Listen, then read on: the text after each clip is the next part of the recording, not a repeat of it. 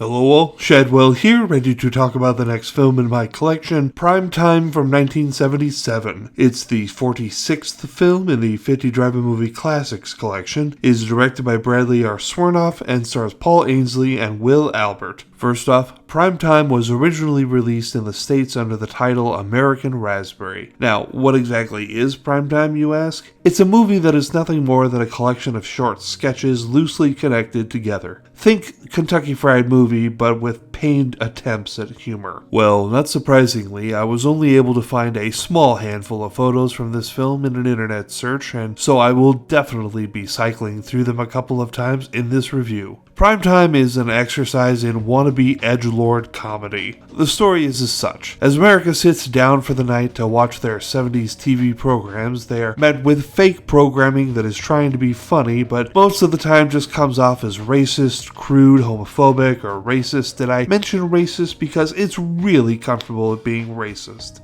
Ironically, the only time it's being funny is when it is saying the absolute least it can, as in these quick 5 to 10 second commercials for upcoming programming like Poodles for Christ or Jacques Cousteau searches for Jimmy Hoffa.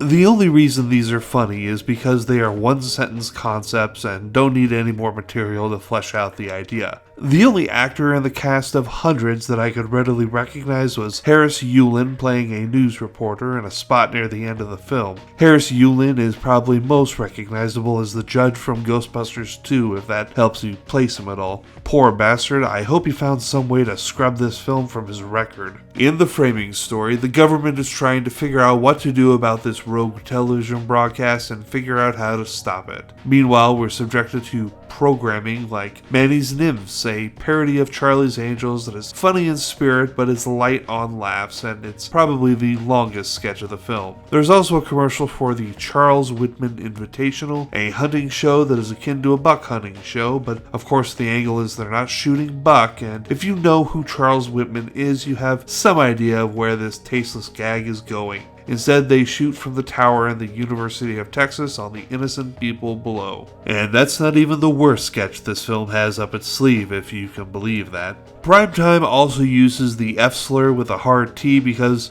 of course it does. But that puts me in a weird position because how do you dock a film that you were going to give an F by an entire letter grade? It doesn't exist. So I guess Primetime is getting an F-, and tomorrow we go back to an actual comedy with Diary of a Wimpy Kid, Dog Days. See y'all then.